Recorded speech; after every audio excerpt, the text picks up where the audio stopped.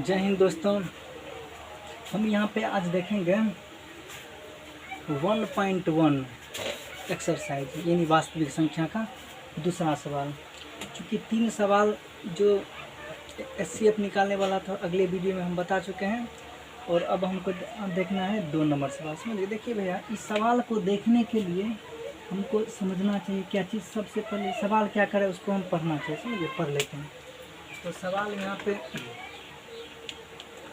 यहाँ पे कह रहा है, देखिए कह रहा है कि दर्शाएं कि कोई भी धनात्मक पूर्णांक, धनात्मक विषम पूर्णांक 6q+1 या 6q+3 या 6q+5 के रूप में होता है या नहीं होता है, जहाँ q एक पूर्णांक है। समझ गए, q एक पूर्णांक है। समझ गए।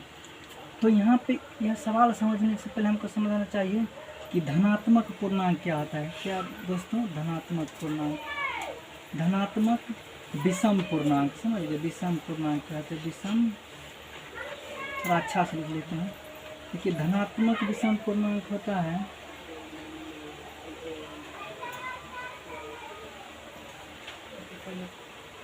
विषम पूर्णांक। समझ गए। तो धनात्मक विषम पूर्णांक होता है यहाँ पे दोस्तों। देखिए, धनात्मक मत होता है प्लस में, विषम तो आप समझे हैं कि जो संख्या 2 से विभाजित नहीं हो उसे हम विषम संख्या कहते हैं। और पूर्णांक हम आपको बता चुके हैं कि पूर्णांक होता है जिसमें जीरो और प्लस वाली संख्या और माइनस वाला संख्या सब शामिल हो, उसे हम पूर्णांक कहते हैं। समझ गए। जी, प्लस वाला संख्या जैसे पूर्णांक हो गया, यहाँ पे हम देखते हैं इसको बोलते हैं पूर्णांक। इधर हो गया माइनस वाला संख्या, इधर हो गया प्लस वाला संख्या। समझ गए। यहाँ पे हो जाएगा 1 2 3, यहाँ पे माइनस होता है, इसी को हम क्या बोलते हैं पूर्णांक। समझ गए। आप समझ गए, यह सवाल समझ लेकिन इतना बहुत जरूरी है। समझ गए। चलिए ठीक है। तो यह सवाल समझने के लिए क्या हम समझे, यहाँ पे समझना जरूरी है धनात्मक विषम पूर्णांक। आप समझ गए। धनात्मक मतलब होता है प्लस में, और विषम मतलब होता है जो संख्या 2 से भाग नहीं लगे। समझ गए, उसको बताना है। तो चलिए दोस्तों, यहाँ पे हम देखते हैं। तो यहाँ पे सबसे पहले हम मान लेते हैं। समझ गए। यहाँ पे मान लेते हैं कि धनात्मक पूर्णांक है। यहाँ पे मान लेते हैं, तो लिखिएगा कि माना धनात्मक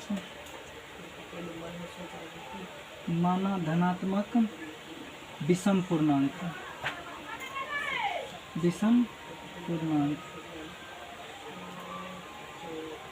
विषम पूर्णांक बराबर ए मानना है। समझ गए। देखिए, जो पता नहीं रहता है दोस्तों हम उसको क्या मानते हैं, ए मानते हैं। समझ गए। और बी मतलब यहाँ पे मानेंगे होता है भाजक। क्या होता है दोस्तों, भाजक। तो भाजक, समझ गए। तो भाजक को हम लिखते हैं बी। क्या लिखते हैं, बी। तो भाजक को बी लिखते हैं। देखिए, यहाँ पे बी के जगह पर कितना, अगर फॉर्मूला आप देखते हैं तो क्या बोलता है फॉर्मूला, पहला चैप्टर का फॉर्मूला ए बराबर बी क्यू प्लस में आर। समझ गए। तो यहाँ पे बी सबसे पहले है, तो यहाँ पे बी है, यहाँ पे क्यू है। देखिए, तो बी की जगह पर क्या चीज़ है यहाँ पे, तो बी की जगह पर 6 है। तो यहाँ पे हम बी बराबर क्या लिखेंगे, 6। क्या लिखेंगे, 6। ठीक है। अब यहाँ पे देखिए, हमारा जो शेषफल होगा,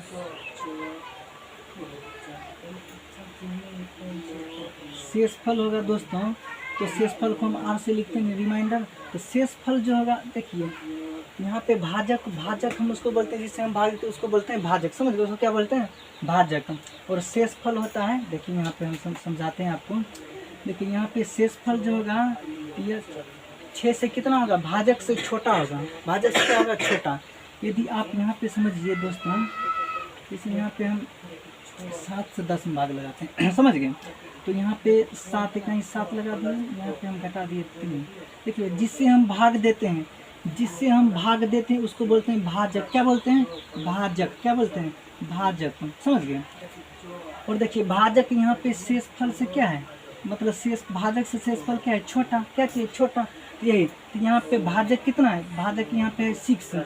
तो यहाँ पे शेषफल होगा 6 से छोटा होगा। तो क्या क्या हो सकता है, यानी 6 इतना होगा, 6 से ज़्यादा नहीं हो सकता है। समझ गए।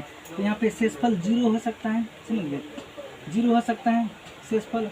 उसके बाद 1 2 3 4 5 6। समझ गए दोस्तों। तो 6 से ज़्यादा नहीं हो सकता है, 6 से अधिक नहीं हो सकता। इसका शेषफल आप ध्यान से सुनिएगा, हम क्या बताएं कि इसका भाजक जो होगा ना b, वह शेषफल से बड़ा नहीं हो सकता है, समझ गए, शेषफल से बड़ा नहीं हो सकता। इसीलिए हम यहाँ पे शेषफल जो माने यहाँ पर तो 0 1 2 3 4 5 6, समझ गए। चलिए इसको हम बनाएंगे यूक्लिड विभाजन एल्गोरिथम। तो यहाँ पे लिख लेते हैं किससे बनाना है हमको, यूक्लिड विभाजन एल्गोरिथम। तो यहाँ पे लिख लेते हैं यूक्लिड विभाजन एल्गोरिथम।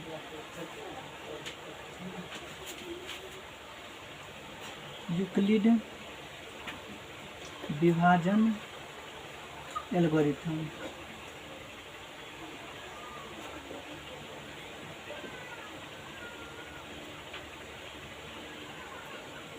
तो यूक्लिड विभाजन एल्गोरिथम समझ गए।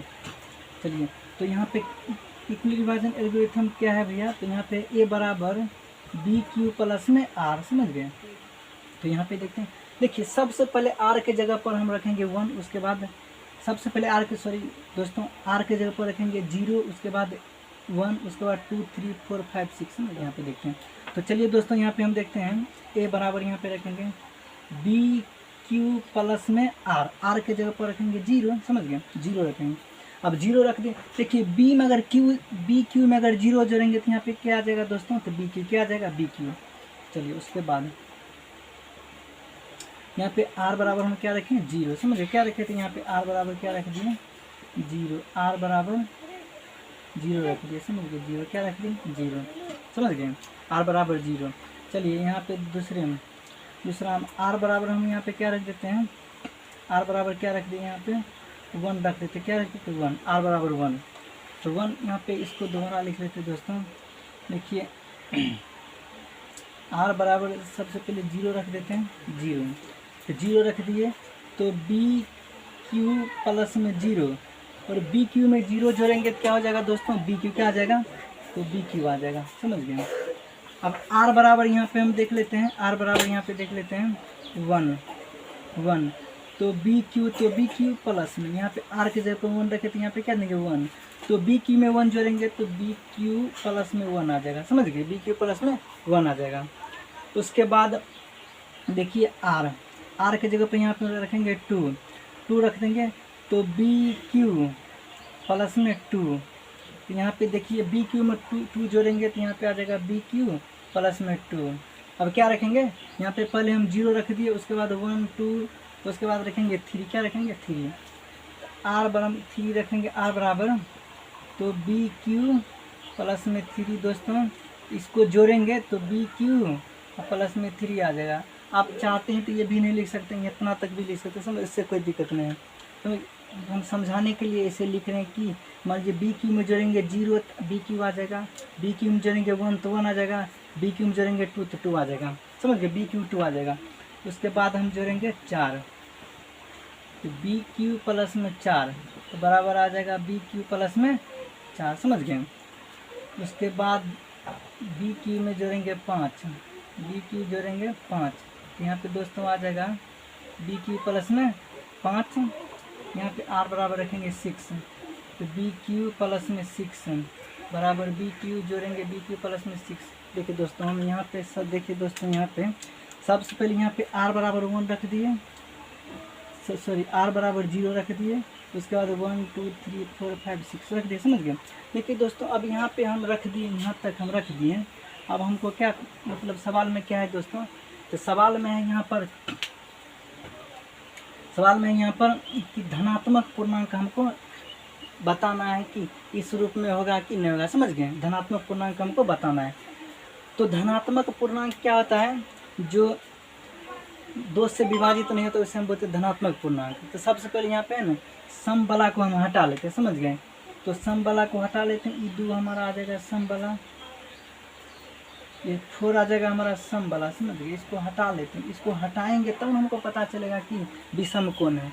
सम को हटा के हमको विषम सिर्फ दिखाना है, इसके रूप में दिखाना है, समझ गए, कोई टेंशन नहीं, बहुत ईजी सवाल है, समझ गए, आराम से बनाना है। ये सब आपका विषम संख्या हम हटा दिए, समझ गए, तो विषम संख्या हटा दिए, सॉरी सम संख्या हटा दिए, समझ गए। यहाँ पे आप देखते हैं, यहाँ देखिए जो बच गया यहाँ पे, क्या बच गया दोस्तों, तो यहाँ पे बच गया आपका बी क्यू प्लस में 1, उसके बाद बी क्यू प्लस में 2, बी क्यू प्लस में यहाँ पे बच गया बी क्यू प्लस में 1, बी क्यू प्लस में 3, क्या बच गया दोस्तों 3, उसके बाद बी क्यू प्लस में 5, ठीक है दोस्तों, और बी क्यू प्लस में 5 बच गए। इसी के रूप में हमको दर्शन आता है, समझ गए। तो 6 तो यहाँ पे क्या आ जाएगा दोस्तों, 6 तो यहाँ पे सम संख्या है, समझ गए। तो इसके रूप में हमको बताना था, समझ गए। ई कौन है दोस्तों, यह है विषम धनात्मक पूर्णांक। देखिए भैया, 1 में आप भाग लगेगा, 2 से नहीं लगेगा, 3 में लगाइएगा, 3 में नहीं लगेगा, और 5 में लगेगा, 5 में नहीं लगा। तो यही हमको कह रहा था कि हमको यही ज्ञात करना, यही हमको चाहिए, समझ गए। तो चाहिए तो हो गया, समझ गए दोस्तों। अब हमको बता देना है कि बी क्यू प्लस में 1, बी क्यू प्लस में 3, बी क्यू प्लस में 5 कोई धनात्मक विषम पूर्णांक के रूप में होगा, समझ गए। यहाँ पर हमको लिख देना है कितना धनात्मक विषम पूर्णांक के रूप में होगा, धनात्मक विषम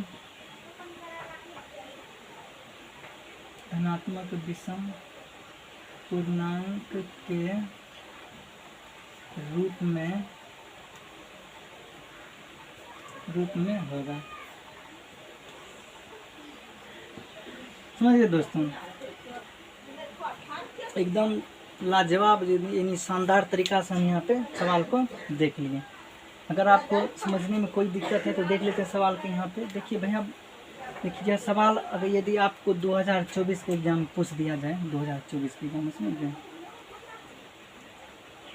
तो ऐसा बना दीजिए। यदि 5 नंबर का होगा तो 5 नंबर आपका फिक्स है, 2 नंबर का होगा तो 2 नंबर आपका फिक्स है। ऐसा बना दीजिए, कोई टेंशन लेने का जरूरत नहीं, समझ, आराम से बनाएंगे, समझ गए। यहाँ पे देख लीजिए, एक बार हम बताए थे। देखिए धनात्मक विषम पूर्णांक कह रहा था, तो धनात्मक विषम पूर्णांक हम ए दे दिए, समझ गए। क्योंकि आपको पता है ए बराबर होते हैं बी क्यू प्लस में आर।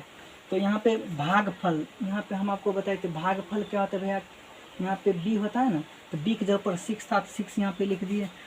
हम आपको बताए थे कि भागफल से हमेशा छोटा शेषफल होता है, तो भागफल यहाँ पे 6 था, तो 6 इससे बड़ा नहीं होगा, समझ गए, इससे छोटा हो सकता है, इसके बराबर हो सकता है। तो इसीलिए हम यहाँ पे 1 से 2 3 4 5 6 तक लिख दिए, इससे हम ज़्यादा नहीं लिखे, समझ गए। उसके बाद इसको हम बनाना था यूक्लिड विभाजन एल्गोरिथम विधि से, तो यूक्लिड विभाजन विधि का फॉर्मूला यहाँ पे हम लिख दिए, समझ गए। और उसके बाद एक एक करके पहले r बराबर 0 रख दिए, समझ गए। तो यहाँ पे हम 0 जोड़ दिए बी क्यू में, तो यहाँ पे आ गए बी क्यू, समझ गए, 0 जोड़ेंगे। r बराबर 1 रखे, तो बी क्यू में जोड़ेंगे 1, तो क्या आ जाएगा दोस्तों, बी क्यू प्लस 1।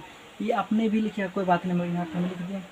उसके बाद 3 जोड़ेंगे, समझ गए, तो बी क्यू प्लस में 3 आ जाएगा। उसके बाद बी क्यू 4 जोड़ेंगे तो बी क्यू प्लस में r। देखिए, तो अंक में जोड़ते हैं तो समझ गए, वो अंक आ जाता है। जैसे बी में जोड़ेंगे 4, तो ये 4 भी होगा, इसी तरह हम जोड़ दें। देखिए दोस्तों, यहाँ पे बी क्यू में हम 1 जोड़ दिए, तो ये जुटेगा नहीं, इसीलिए हम यही उतार दिए। बी क्यू प्लस में 1 तो 1 उतार दिया, 2 तो 2 उतार दिए, समझ गए। तो आइए दोस्तों, हम तीसरा सवाल देखते हैं, समझ गए दोस्तों। क्या तीसरा सवाल हम देखते हैं, 3 नंबर सवाल, समझ गए।